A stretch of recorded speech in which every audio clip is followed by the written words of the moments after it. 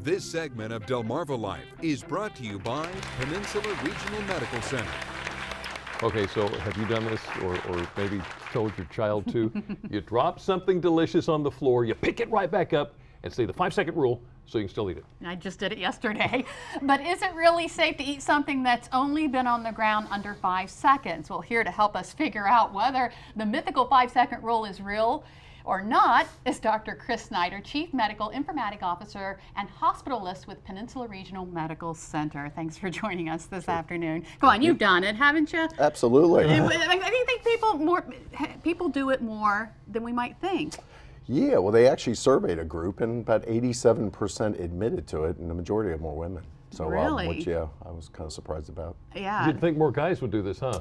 Yeah, you would think. But I guess not. But maybe we're not cooking as much, I don't know. That could be it. So, does it boil down to time? Can I call it a 10-second rule if it's something really good?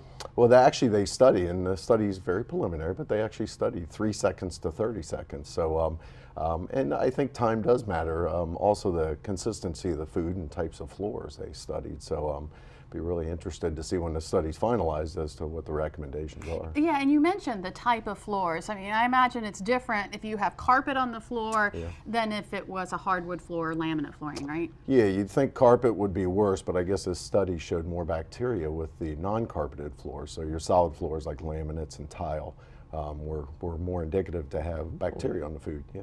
How about that? Okay, so let's boil it all down. It's about safety, right?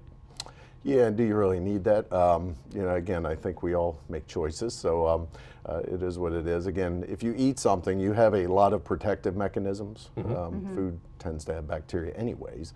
When you eat it, the acid in your stomach and the temperature of your stomach and everything else kills the bacteria in many cases, but more is not better in this case. So you absolutely want to avoid as much of that infection.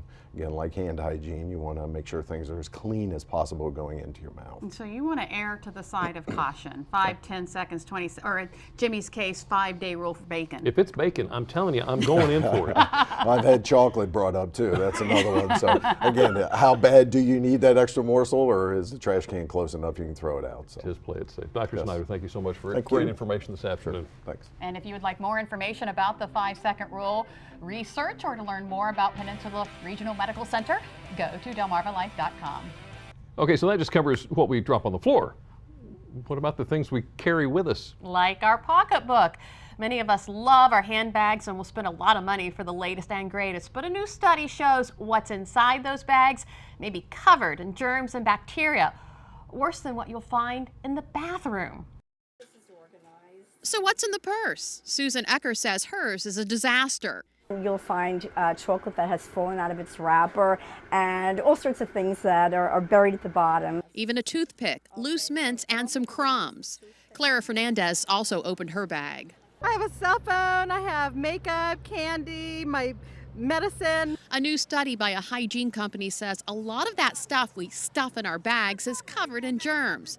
Topping the list, hand cream that can carry more bacteria than a toilet seat. That's gross. I can't believe that. Also up there, lipstick and mascara, even hand sanitizer bottles. Dr. Sarana Siegel-Maurer says cell phones are covered in bacteria. We don't want to put it down. It goes into the bathroom with some people. You really need to wipe it down. And when it comes to fruit, don't throw it in your bag. Floating around next to all the other stuff in your bag, and then you want to put it in your mouth. It's not a good idea. Another thing to keep in mind is the outside of the bag. Very often we hit the restroom. There's no hook in sight to hang it. We take our bags and we drop them on the floor. Dr. Siegel-Maurer says don't do it, and make sure you use antibacterial wipes to clean the bottom of your bag along with the handles. She says there's no reason to panic, and it's unlikely you'll get sick from the bacteria in your bag. But it's back to the basics of washing your hands thoroughly and often.